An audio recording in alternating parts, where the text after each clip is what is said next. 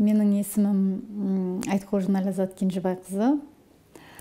Мен Алматы қаласының репродуктивті медицина институтында врач, гинеколог, репродуктолог болып жұмыс атқарамын.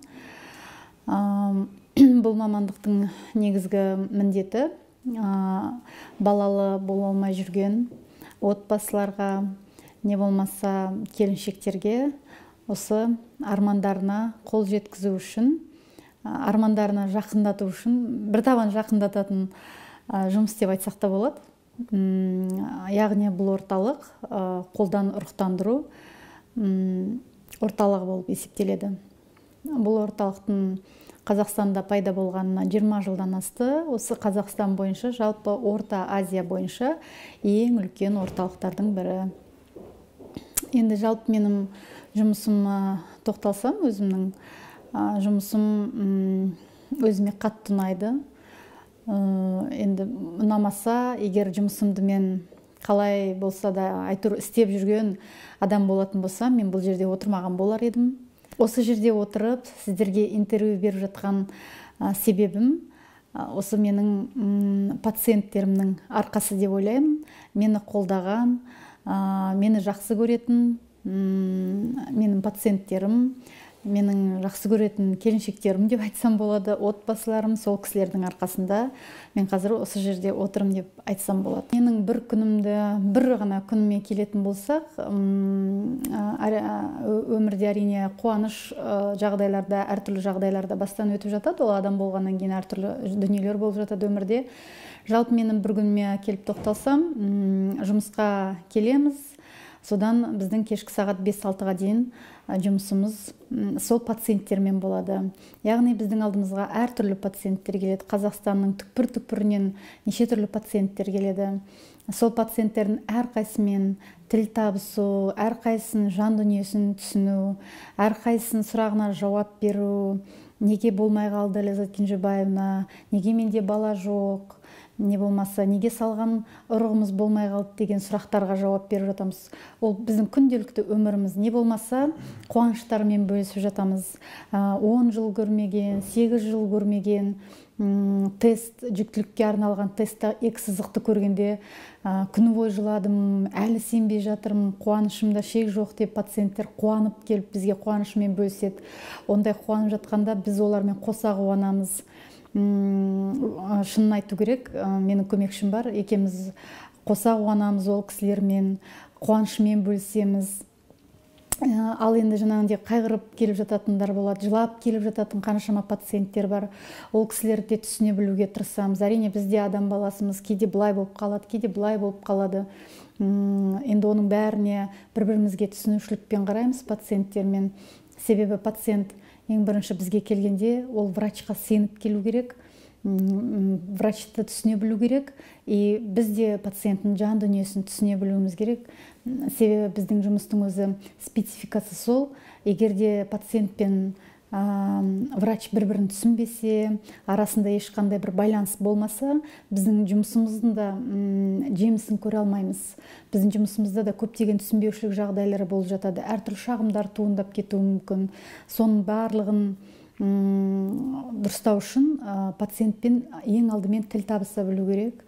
Пациентпен ең алдымен жан дүниесіне кіре білу керек. Ол пациенттің бір команда боламыз ғой, бір сөзбен айтқанда. Сол пациенттің отбасы және біздің жұмыс, мен яғни врач, менің көмекшім, барлығымыз бір команда болып жұмыс жасаймыз. Біздің жұмысымыз бір айдан бірнеше айға, бірнеше жылға созылып кетеді сол пациентпен. Бірнеше жылдап жүрген пациенттеріміз бар, бірнеше айлап жүрген пациентіміз бар, жарты жылдап жүрген пациенттеріміз бар. Осы бір бала көтерсем деп армандап жүрген, айлап жылдап жүрген пациенттермен біз бір туыстай, бір отбасыдай болып кетеміз.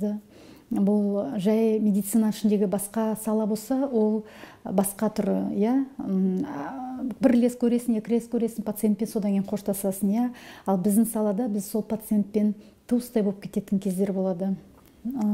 Пока ол пациент баласын көтеріп, ол баланы көтергеннен кейін 9 ай көтеретіні бар, аман есен босанатыны бар, қолына баласын алды міне деп фотодан жібереді бізге, келе алмай жатса алыс қалаларда тұратындар, не болмаса хат жазып жібереді аман есен босандық деп. Сол кезде барып бір дейсің да. Оған дейін деп айта алмайсың, себебі бала көтергеннен кейін де кейде түсіп қалатын кездер болады. Әртүрлі жағдайлар болады.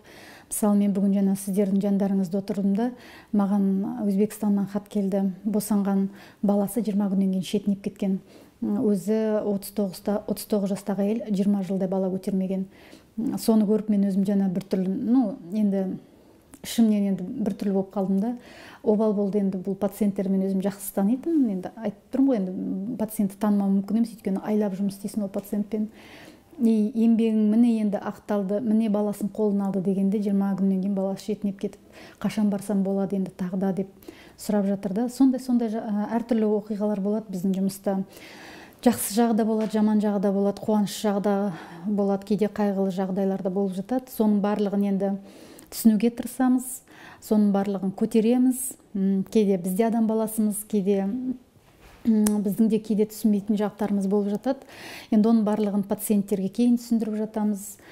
Жалпы мен жұмысым өзіме қатты ұнайды. Қатты ұнағаннан кейін мен өзім беріліп жұмыс істеймін. Осы келіп жатқан пациенттердің барлығына бүйтіп қарап отырсақ, көбінің енді ақырғы ақшалар деп айтпай-ақ қояйын, енді сонда да әзер жинап алып келген ақшаларын алып келеді да бізге.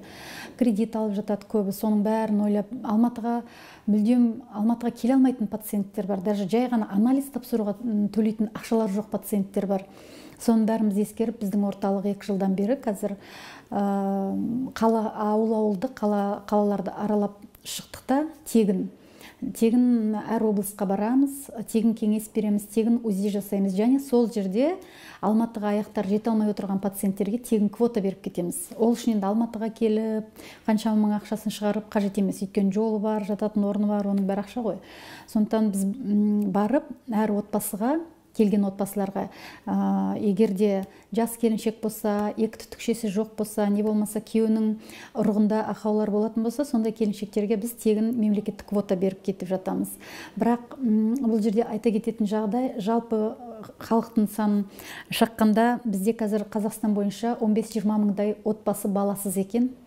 15-20 мыңдай отбасы баласыз болса, бізде мемлекет 800-900 квота бөледі жыл сайын.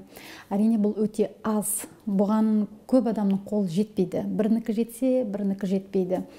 Сондықтан да егер де біздің халыққа, өзіміздің тұрғылықты халыққа мемлекет тарапынан жаңағы 900 квотаның орнынан 2-3 есе көбірек квота бөлетін жағдай болатын болса, осы қазір бізге келе алмай отырған, бала сүйе алмай отырған жағдайлар жоқ отбасыларға бұл үлкен көмек болар еді. Сондықтан енді бұл болашақта мүмкін орындалатын арман шығар деп ойлаймыз. Тегін эко жасаған деген бұл халық үшін өте жақсы болар еді. Тым болмаса бірінші программаларын тегін жасап берсек, біздің демографиямыздың да саны, халқымыздың да саны көбейетін еді. Және баласыз отбасыларда бір қуанышқа бөлер едік та.